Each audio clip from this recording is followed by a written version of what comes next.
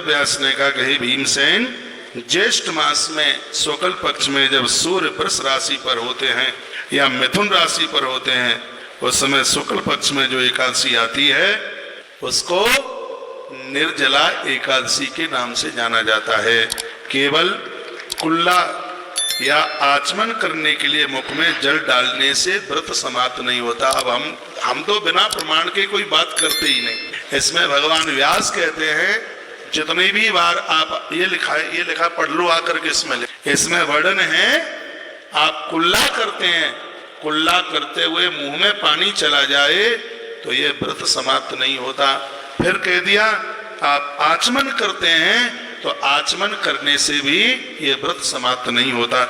उनका कहना है कुल्ला करने के लिए मुंह में जल डालें और आचमन करने के लिए, अपने केवल कुल्ला और आचमन करने के लिए मुख में आप जल डालें, उसको छोड़कर और किसी प्रकार का जल मुख में न डालें, ऐसा विद्वान पुरुष कहते हैं, अन्यथा व्रत भंग हो जाएगा।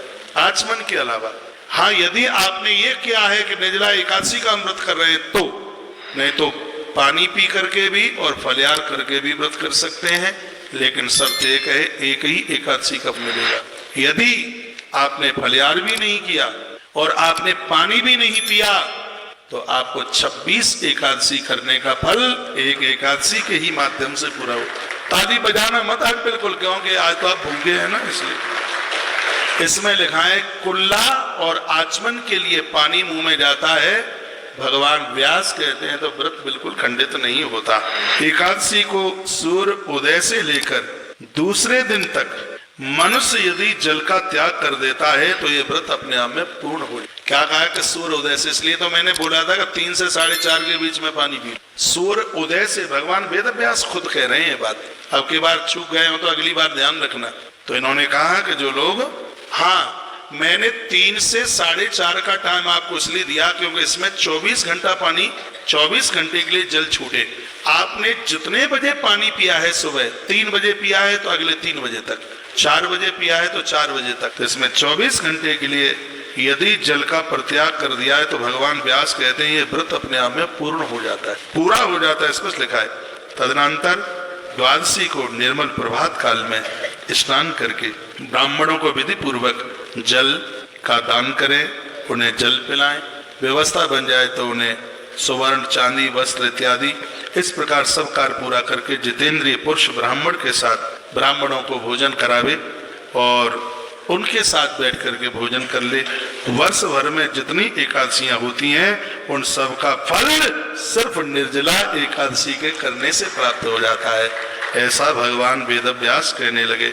इसमें तनिक भी संदेह नहीं है। शंख चक्र गदा धारण करने वाले भगवान केशव ने ये मुझसे कहा था, भगवान व्यास बोले।